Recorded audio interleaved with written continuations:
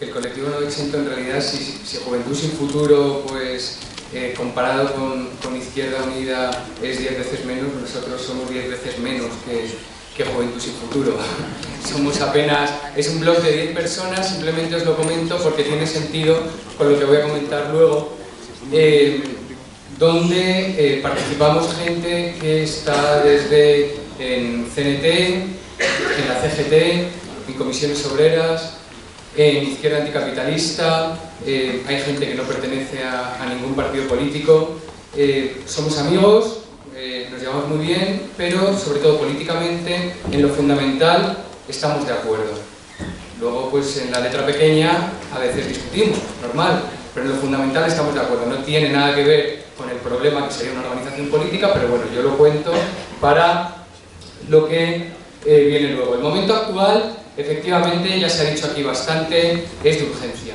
No hay más que ver estos 2 últimos días. Hemos tenido la aprobación de la LOMCE, hemos tenido hoy la aprobación de la Ley Orgánica de Protección Ciudadana, hemos tenido una redada tremenda. Yo también trabajo en la universidad, con Jorge además, bueno, pues hemos colaborado en más de una ocasión y esta mañana hemos vuelto a ver lo que, hablando en una asamblea que había en mi facultad, en políticas de la Complutense, pues lo que decíamos organizando la huelga de educación. El logro ya está aquí, es decir, quienes hemos estudiado las reformas universitarias desde hace más de 10 años y advertíamos de lo que se nos venía encima, hace unos meses decíamos el logro ya está aquí, estamos contemplando cómo se están echando compañeros, cómo se están echando estudiantes sin recursos de las clases. Esto está pasando aquí. Y esta mañana cuando un chico me decía, bueno,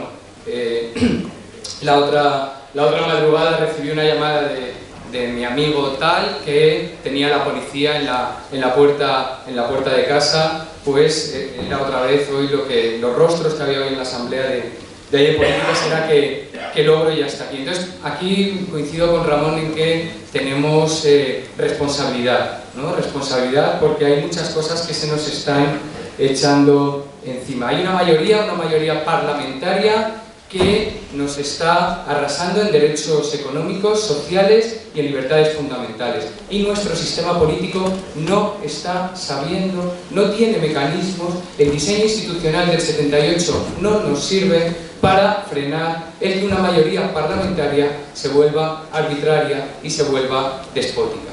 Por eso, que es lo que estamos presenciando y es lo que estamos tratando de relatar, cada uno en la medida de nuestras posibilidades, un relato no manipulado de los hechos, es lo que también ahora mismo se necesita. Por eso lo que precisamos es ambición.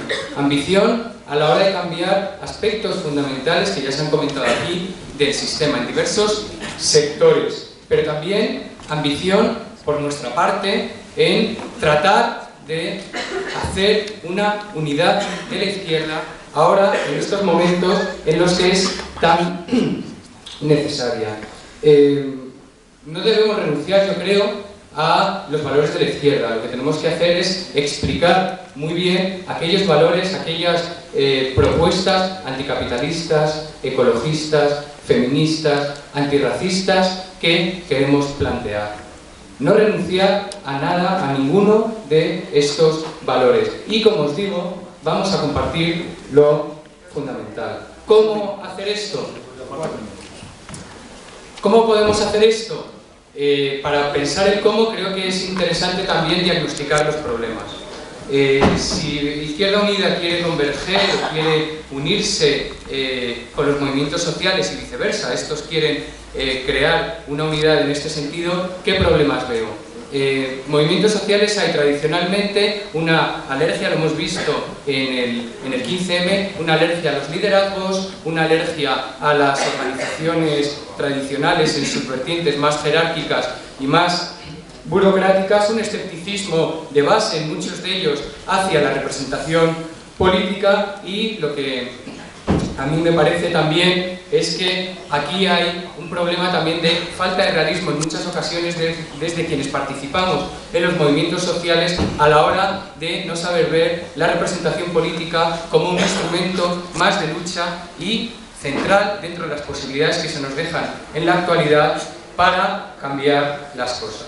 Bueno, en esta explicación yo creo que es interesante entrar en este debate para quitar, ya os digo, tantos obstáculos. Desde Izquierda Unida, los problemas que yo veo en su relación con los movimientos sociales, bueno, se les ve vaporosos, es decir, frente a organizaciones más sólidas a veces son muy grandes y de pronto adelgazan rápidamente. También hay una cierta complacencia, yo creo, es lo que se observa al menos desde fuera, cuando las encuestas parecen ir viento en popa, pero bueno, un 15, un 20% en el mejor de los sueños, pues hay gente que se conforma con esto y hay una cierta complacencia. Entonces, ¿para qué me voy a mover y voy a perder algo de mi estatus o de mi posición? Hay resistencia al cambio, esto en todo partido político sucede, estructuras burocráticas, lo que se habla siempre, la ley de hierro de la oligarquía de los partidos políticos, las cúpulas, todo ese problema lo sabéis mucho mejor que yo,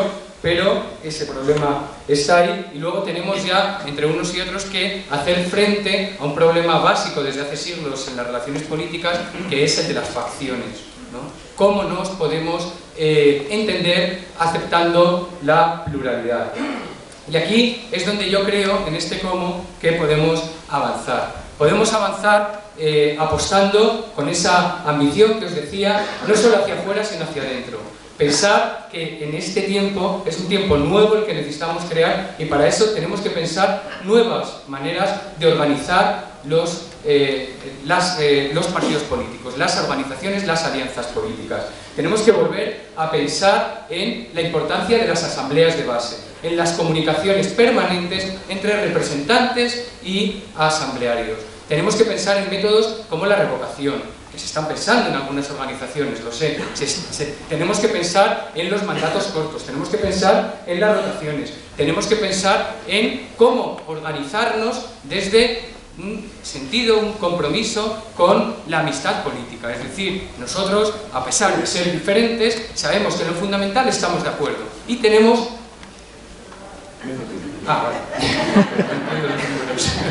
Y tenemos, por tanto, que avanzar en este sentido.